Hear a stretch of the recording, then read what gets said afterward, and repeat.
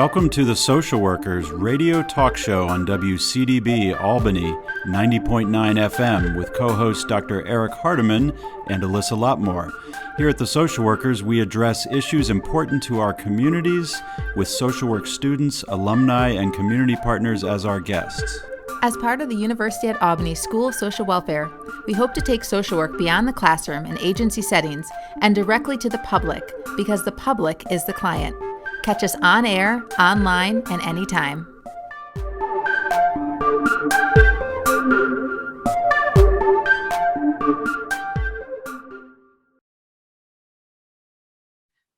Welcome to the Social Work Radio's talk show. I'm Alyssa Lotmore, and I'm joined with Eric Hardiman. Hi, Eric. How are you doing? Hey, Alyssa. Welcome back. It's the Social Workers. We're here again, right?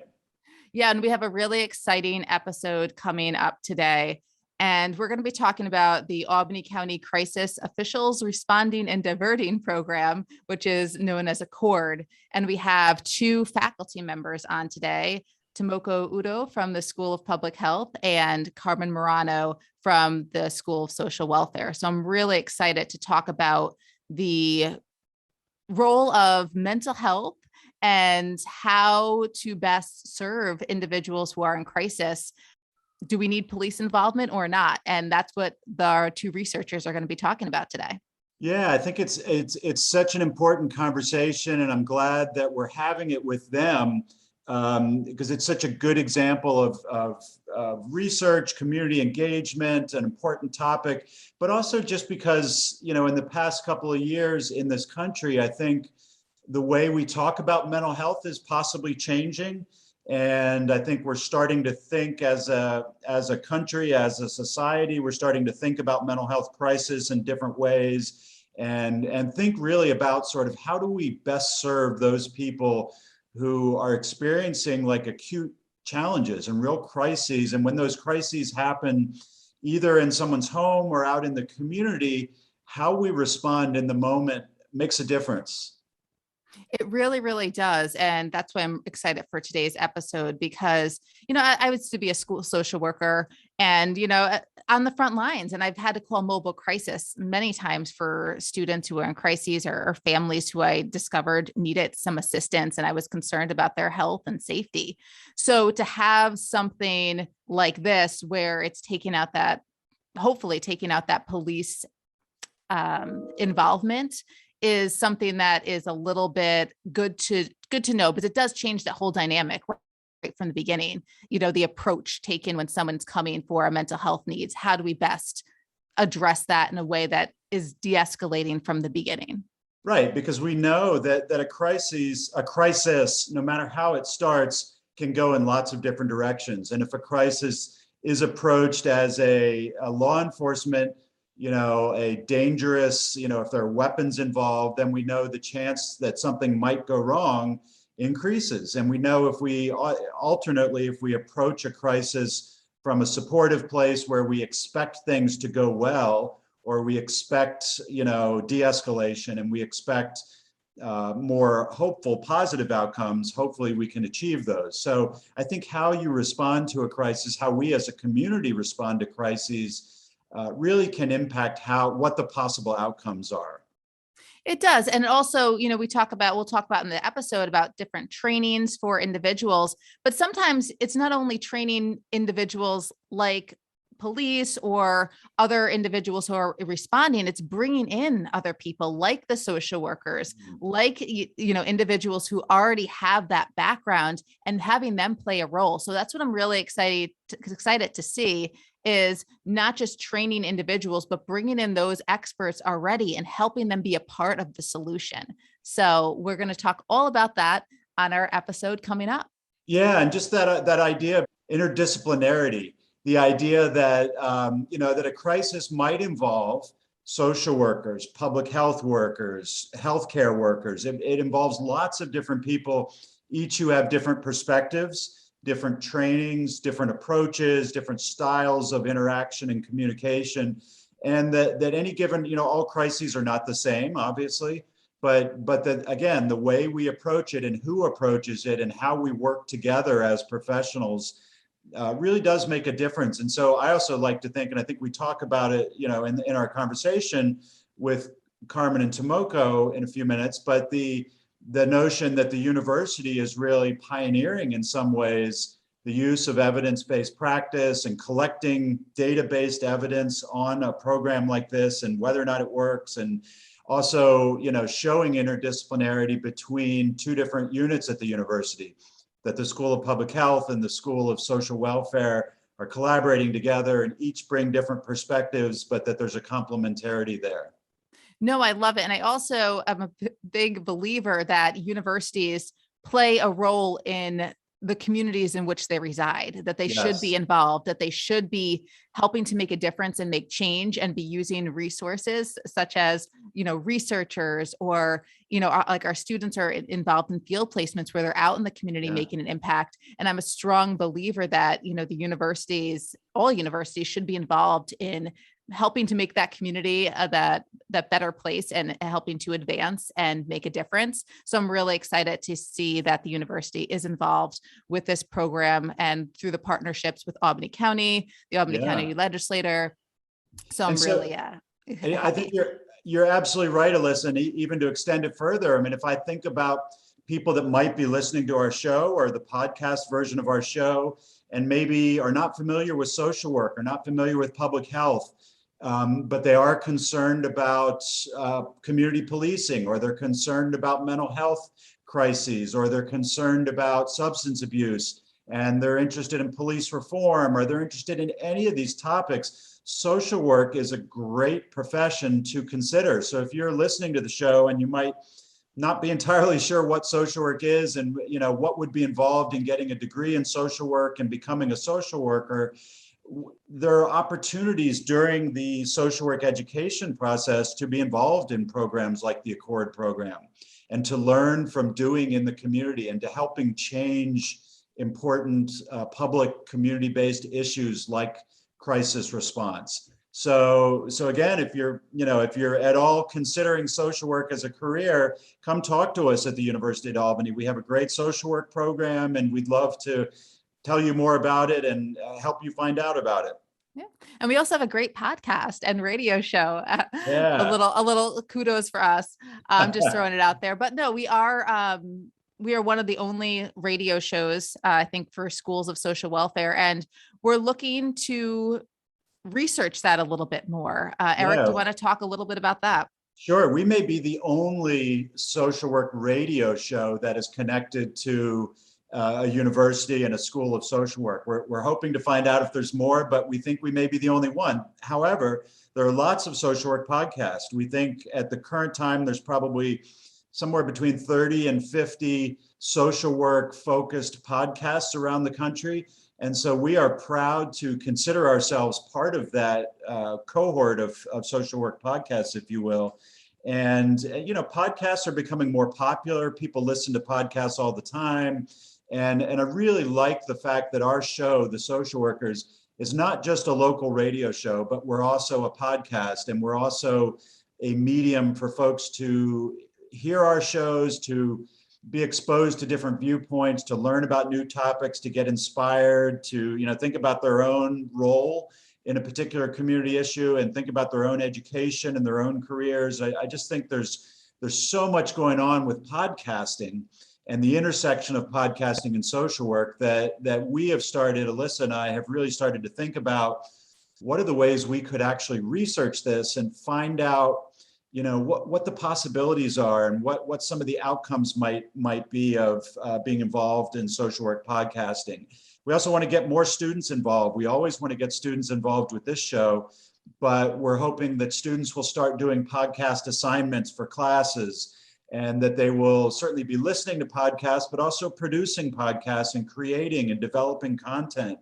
So I think, the future, while I can't read it, and I doubt you can either, Alyssa, we know that media changes rapidly, and podcasting is just one step in that media change. And so there will be other steps along the way. And so being a part of the media and being a part of the conversation is really important to both of us.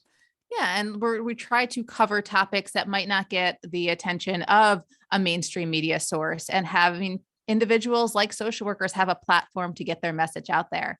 So Yeah. today is just one example. So stay tuned as we listen to a social worker and a School of Public Health researcher talk about how their work is hopefully not only making a difference in the Albany community, but something that could translate to a nationwide type of training module that people are using and utilizing.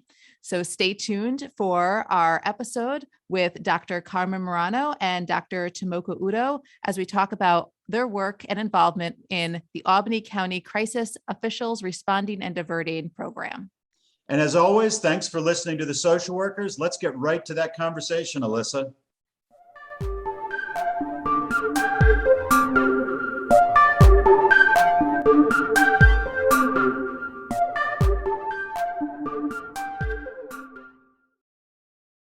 And welcome to WCDB Albany. My name is Eric Hardiman. This is the Social Workers Radio Show, and I'm here with my co-host, Alyssa Lotmore. Welcome back, Alyssa. Hey, Eric, we have a great show about a new project that's happening here at the University of Albany with a partnership with some of our local leaders and organizations. Absolutely. On the Social Workers today, we're excited to have two guests with us. We have Dr. Carmen Morano from the School of Social Welfare and Dr. Tomoko Udo from the School of Public Health. Dr. Morano is a professor and doctoral program director at the School of Social Welfare. In addition to being a John A. Hartford Faculty Scholar, he has served as member and chair of the HRSA Advisory Committee on Interdisciplinary Community-Based Linkages and served as the managing editor of the Journal of Gerontological Social Work.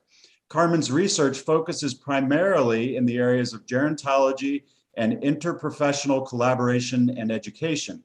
He is the principal investigator for several community-based program evaluation projects in dementia caregiver programming, a multidisciplinary team response to elder abuse, and a number of community-based transitional care coordination programs which target high-risk adults. He recently served as co-investigator for the Geriatric Emergency Care Applied Research Network. Along with Dr. Udo, Carmen is evaluating the Albany County Crisis Officials Responding and Diverting program, known as ACCORD, which is what we'll talk about today. Dr. Morano frequently presents at national and international conferences and has been recognized for developing and providing interprofessional education training. His edited text entitled Social Work Perspectives on Interprofessional Education and Collaboration is published by the NASW Press. Dr. Tomoko Udo comes to us from the School of Public Health, where she is associate professor at the Department of Health Policy, Management, and Behavior. She has been serving as a health policy advisor for COVID for the university since spring 2020. Her research focuses on identifying ways to improve healthcare for individuals with various behavioral health issues, including substance abuse disorder. Her work has been supported by funding agencies such as the New York State Department of Health, the CDC, the National Institute for Drug Abuse, the National Office of Drug Control Policy, and the New York State Health Foundation. She also works as an evaluation consultant for the high-intensity drug trafficking area. Along with Dr. Morano, she leads the project to evaluate the ACCORD program. So Dr. Udo and Dr. Morano, welcome to our show today. Thank you for inviting us. Good morning. Thank you. We're excited to have you here, and we're excited to hear about the work that you do both at the university and in the community, and really, want to hear about your work broadly, but more specifically, we want to talk about the ACCORD program that you're evaluating. So it's an exciting conversation we're about to have. So well, I'm go ahead, happy Carmen. to. No, go ahead, Alyssa. I'm happy to start out. I've been at UAlbany since 2018, so I'm relatively new to the Capital District. But the majority of my work is really be looking at how do we engage in community-based collaborations with our partners, and specifically looking at how do we transition individuals back to their communities in a safe and supportive way. And how about you, Dr. Udo? How would you describe your primary role and research area at the university before we start talking about the Accord project? Yes. So I started to engage in a community engagement research since I got here. And the start of that was a local police chief who started a diversion program in his police department, approached the university or our school, asking if anyone can help him evaluate the program. And that's how I kind of got pulled into criminal justice, substance use intersection, and how we can evaluate and build the evidence around it. And since then, I started to work with multiple community organizations and Department of Health, community-based harm reduction providers to really work to build evidence about their program and how to improve drug user health. And so this Accord program is really extension of that line of research for me. Great.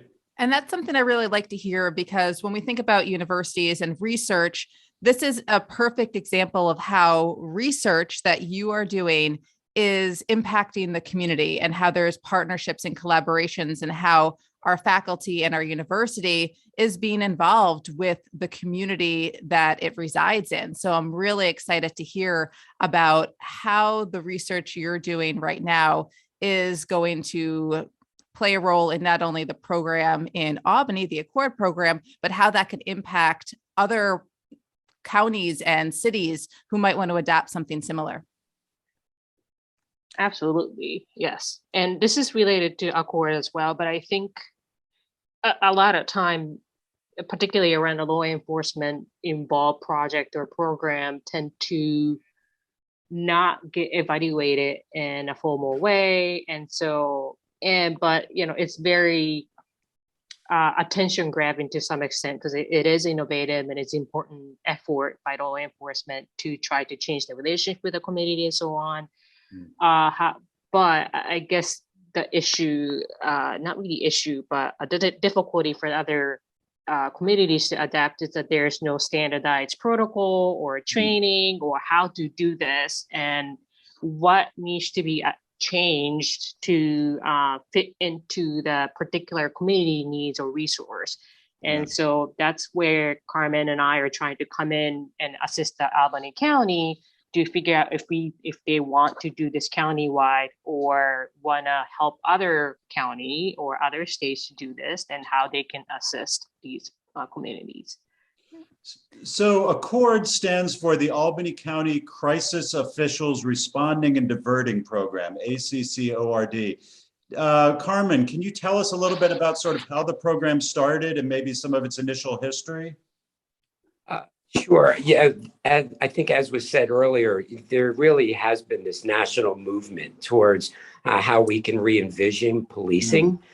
So this particular project, the Accord project, which I think Dr. Udo and myself seldom give the full title without having it written in front of us. So Eric, congratulations for being able to repeat it.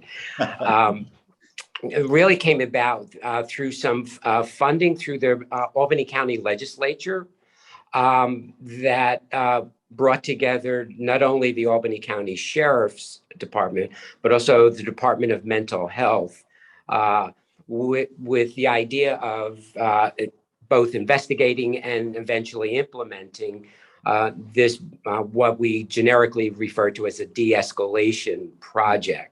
So it came from that initial funding. And I think, as Dr. Udo just mentioned, one of the exciting things about this particular project is that they built in this evaluation that UAlbany is doing right from day one, which is not how most of this work has been implemented across the country.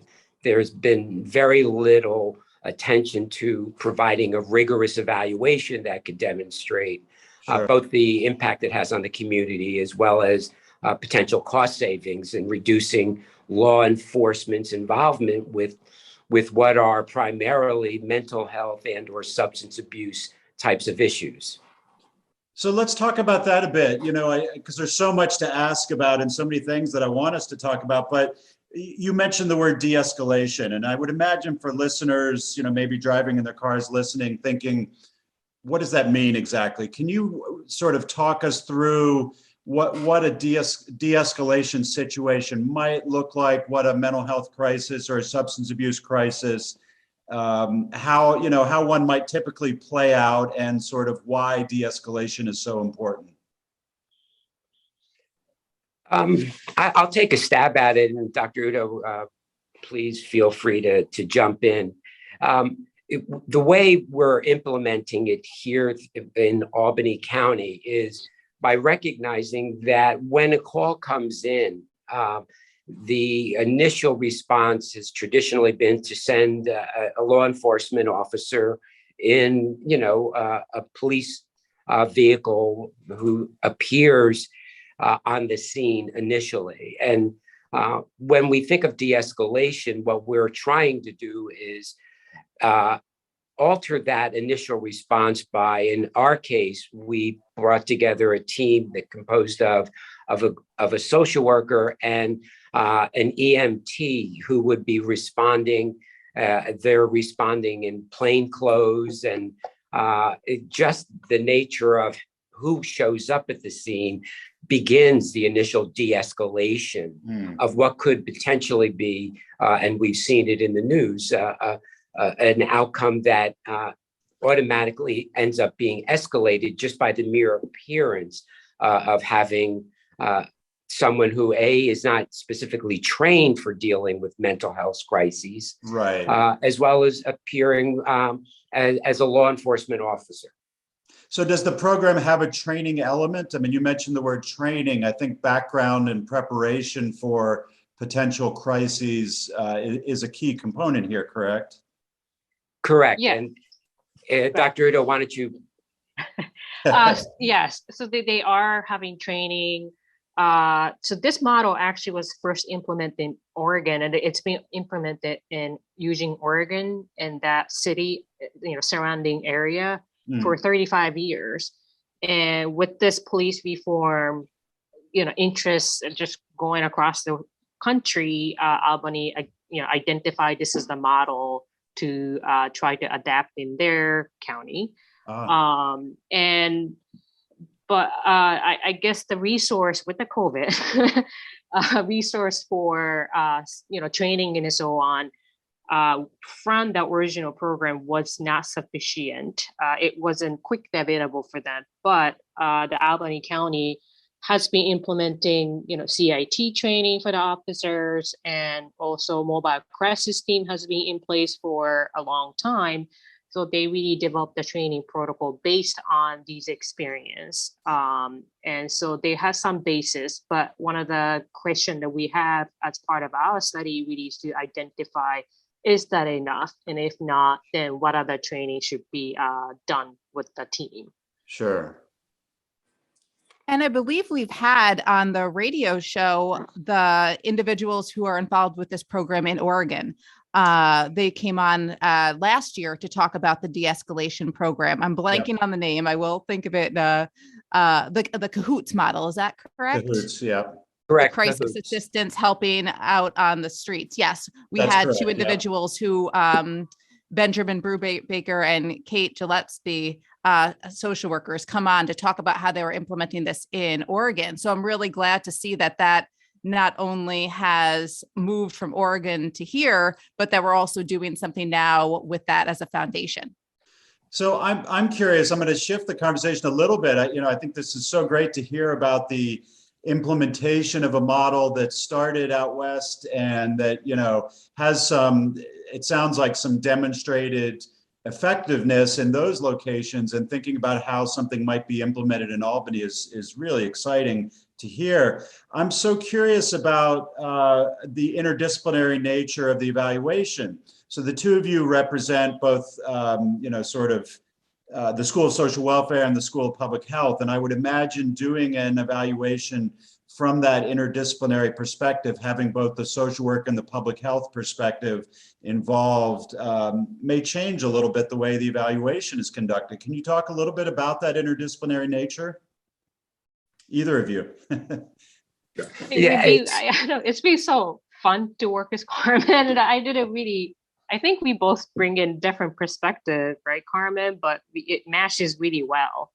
I can't really pinpoint how, but it's absolutely been, I think, illuminating on a lot of different levels, because we do bring different perspectives to the work we do in terms of evaluation. But the interdisciplinary nature also, Eric, goes back to part of the training for the Accord response teams.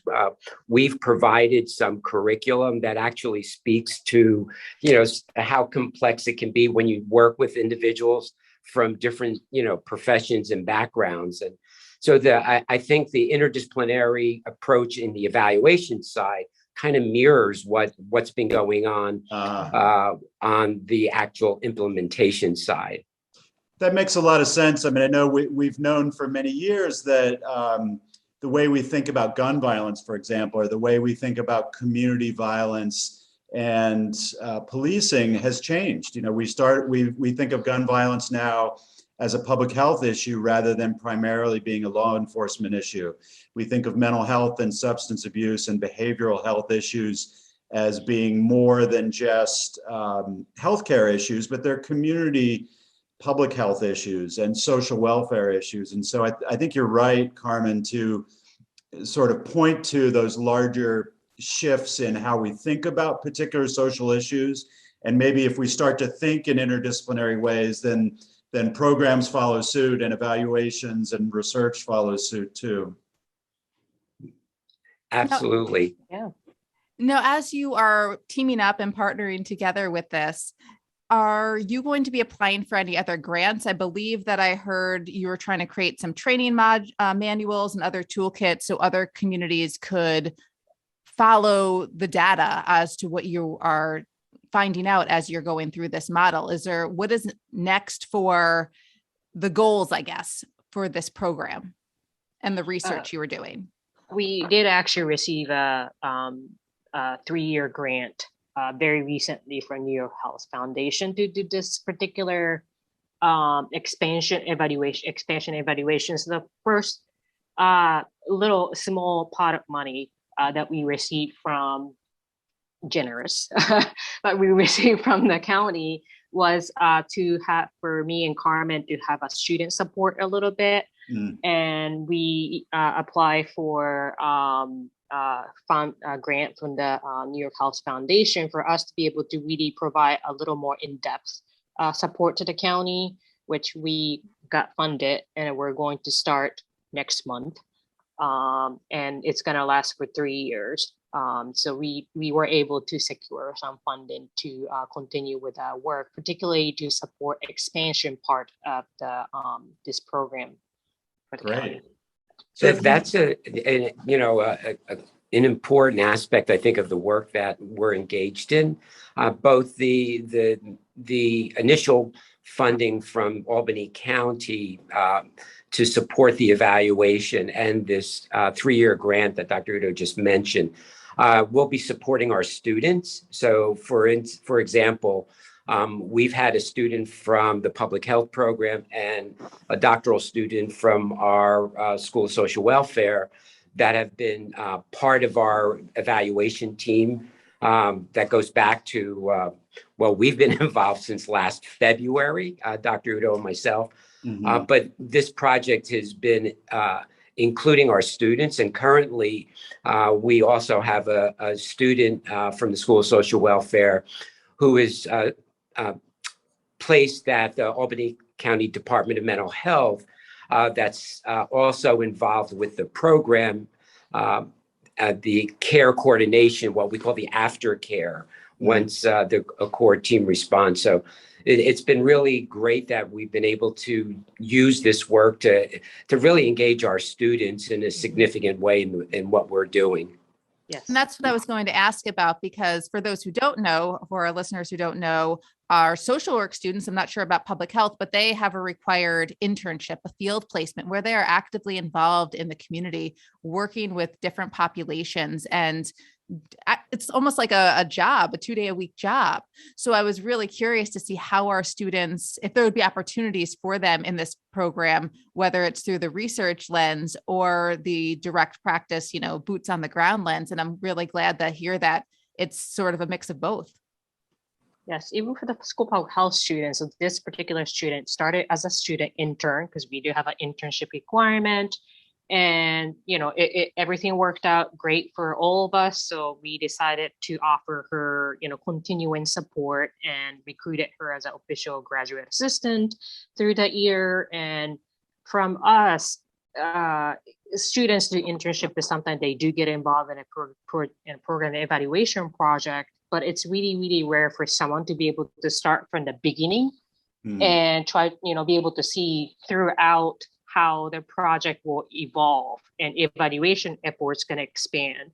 And so this project definitely has given her a very, great opportunity to learn that whole process. Obviously, it's years. The evaluation is going to last beyond her time, but at least she can see the phase of the evaluation that a lot of students won't get to see. So it's been great. You've been listening to The Social Workers on WCDB Albany. We'll be right back after this important announcement.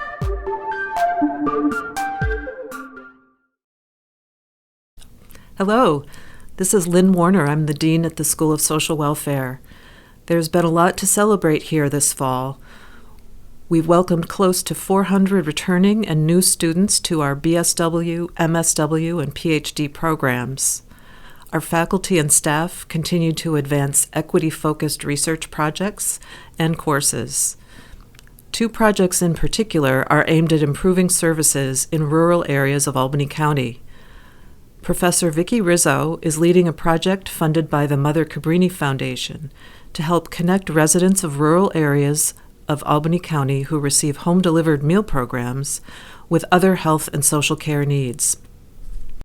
Professor Carmen Morano, with a colleague at the School of Public Health, has been funded by the New York State Health Foundation to co-lead an evaluation study of a new mental health crisis response model being used in Albany County's hill towns. To learn more about these projects and everything else that is happening at the School of Social Welfare, please visit our website at albany.edu/SSW or follow us on social media at UAlbany SSW.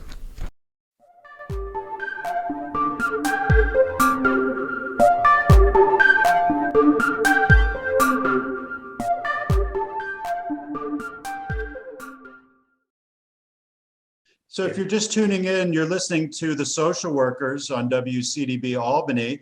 And our guests today are Dr. Carmen Morano from the School of Public Health here at the University at Albany and Dr. Tomoko Udo from the School of Public Health at the University at Albany. It's been great to have you on so far, and I want to continue the conversation a bit. So Carmen, you mentioned aftercare. So the model is essentially, the way I'm understanding, the model is to help change the way that in Albany County, that the way crisis is approached, right? To look at responding and diverting crises in different ways when they happen, whether they be mental health crises, substance abuse crises, or other types of community-based crises. What does it look like after the initial de-escalation and diversion has happened? What is the aftercare component?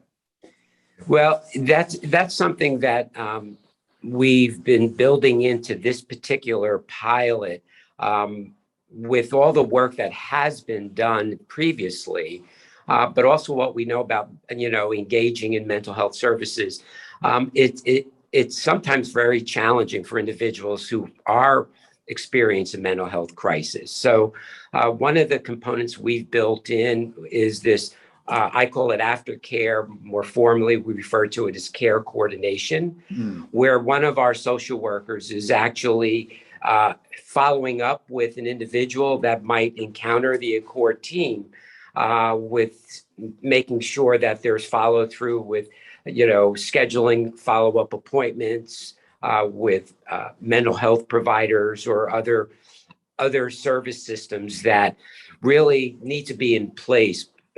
The onset of a mental health crisis is what we respond to, but the reality is the treatment needs to go long after the crisis passes, and that's one of the components that we built in to this particular project.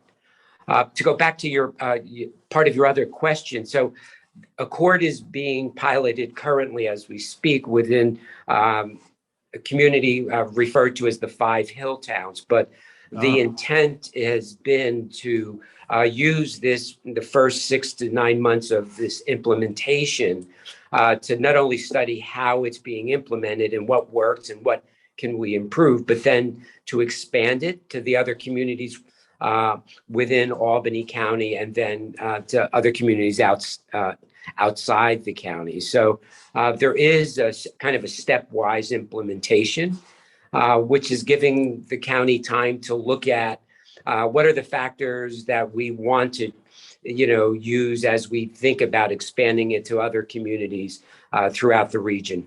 Sure. And now, Carmen, Tomoko too, I do have a question about how, I'm familiar with the mobile crisis center that we have in Albany County as well. How does this program play a role or collaborate with the mobile crisis unit that already exists?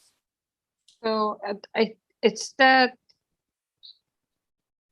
kind of the way the program works is kind of switch. So mobile crisis team is called by for example, law enforcement or community member, but there's this initial call and then they get called and go there. It's kind of flipped order and remove the police from that process so that if the 911 call is made to the sheriff's office or whatever, responsible dispatcher, rather than calling an officer, the goal is to call this mobile crisis and EMT team so that police won't even have to be there initially. So it's similar, but also kind of expansion because not just social workers and mental health care specialists, but also EMT who could also, for example, revive overdose cases and so on. Right. So. And is there just listening to you, Dr. Udo, is there also a community education component to this, or is there a need for, and maybe it's something down the road, but I know in some other areas like gun violence, for example, it's been important to not just think about how we change our approaches to gun violence, but also how the conversation is shaped and how the public understanding of a particular social issue is formed. Do you see a need for changing kind of the public discourse around crisis and around crisis response and diversion? I absolutely think so. With this program, because it's in pilot phase, I think they haven't really done a wide, public education type of thing that I think that is the plan, right, Carmen? Or definitely will recommend that if not. But definitely community buy-in is important, particularly around the Diversion program. And this is not necessarily Diversion program because officers not supposed to be there in the first place.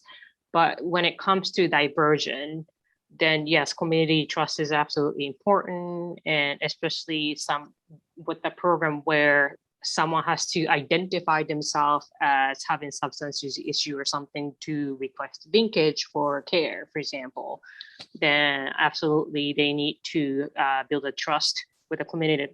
A police department has to build a trust with the community so that they're willing to discuss that issue or disclose the issue. Sure. And so it is definitely important that it shouldn't be just check mark. If they're willing to implement some program, that they need to be able to communicate and talk and listen to the community what they need to do so that their program will be utilized by the target audience. Right. So it's so interesting to me thinking about this program that Carmen, you mentioned that this program is taking place within sort of the larger national conversation or discourse around policing. So that's part of the contextual backdrop of this program, but it's also, the pandemic and the changes in our society in the last couple of years. And so I wonder if either of you have thoughts on the difficulties of implementing and evaluating a community-based project that is so public. I mean, it involves public crises that happen in neighborhoods and communities and towns and cities. during a time when the pandemic is still impacting us, and also during a time when we're starting to think nationally differently about policing and about the role of policing and the role of crises. And I absolutely agree with what you're saying, Eric. The national discourse around initiatives like this needs to include factual information. And again, while there's a few decades of, what we refer to as tacit or practice knowledge that, there are alternatives to how we respond, particularly when you think of mental health crises. I think, the Center for American Progress, estimates that anywhere from 20 to 30% of all calls that law enforcement officers are responding to involve some level of a mental health crisis. So I think how we change not only the dialogue related to policing, but the dialogue we have about how we can respond and support programs to address the mental health needs of communities it is critical, both from the risk that we put our law enforcement officers at when they're responding to mental health crises, as well as to the individuals and their family members when we don't explore alternatives that really focus on what I call a more proactive engagement. Makes sense, yeah.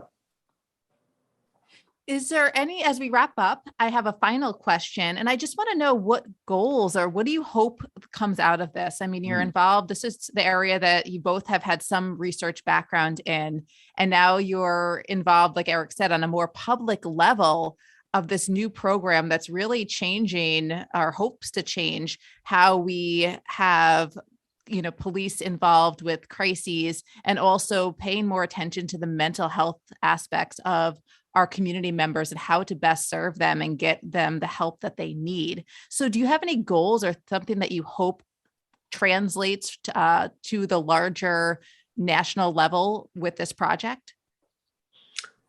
I'll take a stab out of this. And Dr. Udo, please feel free to share some of your goals. But I think particularly with some of the funding, the new funding that we will be receiving, from my perspective, the goal really is one to be able to provide objective evidence about what works in it with this type of approach, and for our university to play a role of really being a repository of other communities that are trying to implement similar programs, so that we could expand this, what I call critical lens, to the way these programs are being implemented around not only the Capital District, but throughout New York State and the larger community.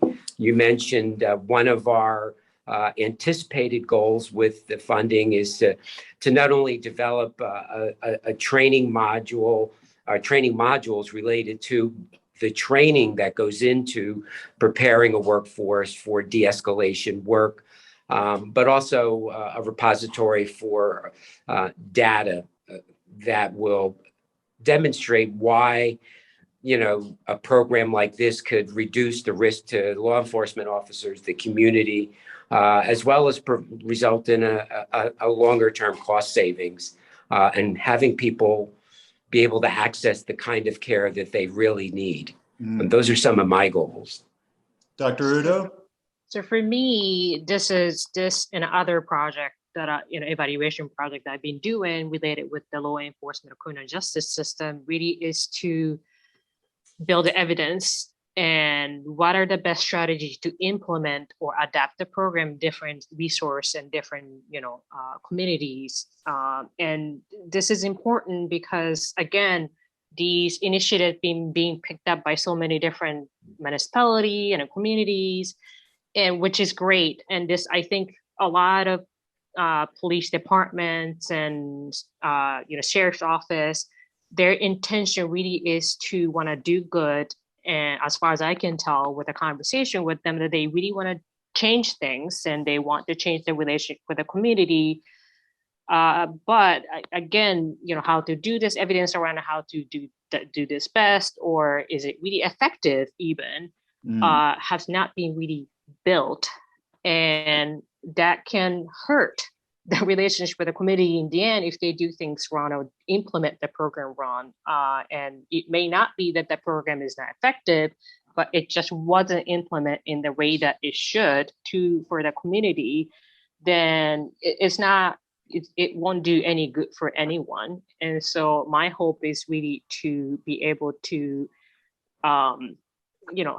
assist anyone who's interested in doing this to see what is the best way to do that, implement or adapt the program for the community. Sure. So if you've just tuned in, this is the Social Workers live radio talk show on WCDB Albany. And we've been hearing from Dr. Tomoko Udo from the UAlbany School of Public Health and Dr. Carmen Morano from the University at Albany's School of Social Welfare. And we've been talking about the ACCORD program, which is the Albany County Crisis Officials Responding and Diverting program. And it really strikes me, I just want to thank you both for being on the show today, but it really strikes me that the evaluation study that you've been talking about for the past few minutes is really, just an incredible example of ways that the University at Albany is engaging with the local community, ways that we are driving the use of research and evaluation to hopefully drive public policy, the ways that we're thinking about community engagement and public health and social welfare issues, but also the ways that students are getting involved and the way that students can be connected in important issues in their own community. And as Alyssa said, ultimately to provide better care and better service to community members who may be experiencing crisis in a really difficult time. So I want to thank you both for your work and for coming on our show today. Thank you. Thank you for inviting us. Thank you, guys. And just real quick, I realized I forgot to ask, but Dr. Morano and Dr. Udo, are there places where community members who might be listening and want to learn more about the ACCORD program and or your work evaluating it, where they might find out more? I'm certainly available through my email, my email address. Would you like me to give that over the air, or would you? Sure. Would you prefer? That's fine. Yeah. Okay. CL Morano, MORANO at albany.edu. We just like to connect our listeners in case they want to learn more. We find that sometimes people will get intrigued about a topic and use the social worker show as an opportunity to start a larger conversation. So thank you for that. My pleasure. Great. So we'll see you next time for our next episode on the social workers. Thanks for listening.